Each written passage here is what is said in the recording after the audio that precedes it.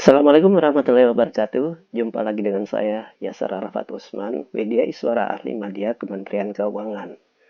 Dan tema video capture kita kali ini yakni membahas terkait usulan peruntukan barang milik negara kepabeanan dan cukai dengan penjualan secara lelang. Pokok bahasan kita kali ini, apa sih BMN yang berasal dari kepabeanan dan cukai dan bagaimana peruntukan penjualannya secara lelang. BMN yang berasal dari kepabeanan dan cukai adalah barang yang berdasarkan ketentuan peraturan perundang-undangan di bidang kepabeanan dan cukai ditetapkan sebagai barang yang menjadi milik negara. Pengelolaan BMN kepabeanan dan cukai peruntukannya bisa dengan penjualan secara lelang, penetapan status penggunaan, hibah, pemusnahan, dan penghapusan. Tidak termasuk BMN kepabeanan dan cukai yang berasal dari putusan pengadilan yang telah memperoleh kekuatan hukum tetap yang menyatakan dirampas untuk negara yang dieksekusi oleh kejaksaan.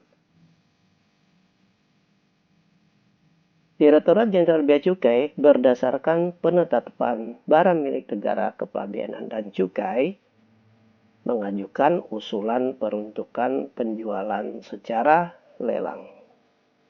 Dengan dokumen persyaratan, keputusan mengenai penetapan barang yang menjadi milik negara, berita acara pencacahan barang, dan daftar barang milik negara yang diajukan usulan peruntukannya.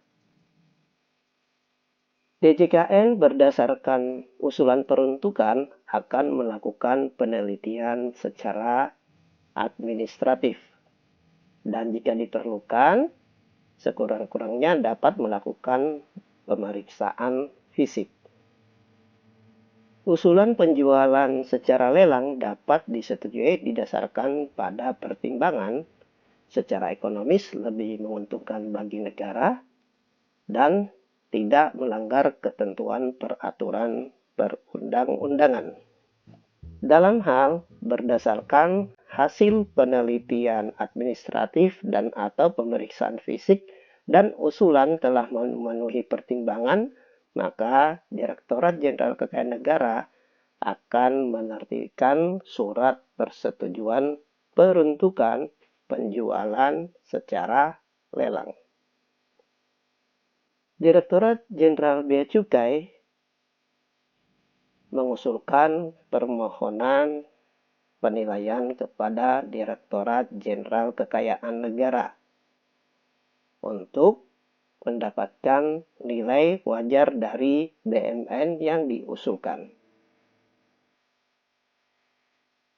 Penilai yang ditunjuk baik penilai pemerintah atau penilai publik yang ditunjuk akan menyampaikan laporan penilaian barang milik negara tersebut, di mana sebagai dasar bagi Direktorat Jenderal Bea Cukai untuk menetapkan nilai limit lelang barang milik negara. Penetapan nilai limit lelang barang milik negara berpedoman pada nilai wajar dengan memperhitungkan faktor biaya, sewa gudang di tempat penimbunan sementara untuk paling lama 30 hari, di mana termasuk biaya lain yang dipergunakan untuk keperluan lelang. Dalam hal barang milik negara kepabeanan dan cukai disimpan di tempat penimbunan pabean yang disediakan oleh selain Direktorat Jenderal Bea Cukai, maka memperhitungkan faktor biaya sewa gudang di tempat lain yang berfungsi sebagai tempat penimbunan pabean sampai dengan saat pengajuan usulan peruntukan dengan perhitungan jumlah hari paling lama 60 hari. Lalu biaya pencacahan dan penimbunan di tempat penimbunan pabean, biaya pengangkutan dari tempat penimbunan sementara ke tempat penimbunan pabean, serta biaya upah buruh. Penjualan melalui lelang di mana harga penawaran tertinggi yang diajukan oleh peserta lelang disahkan sebagai pemenang lelang.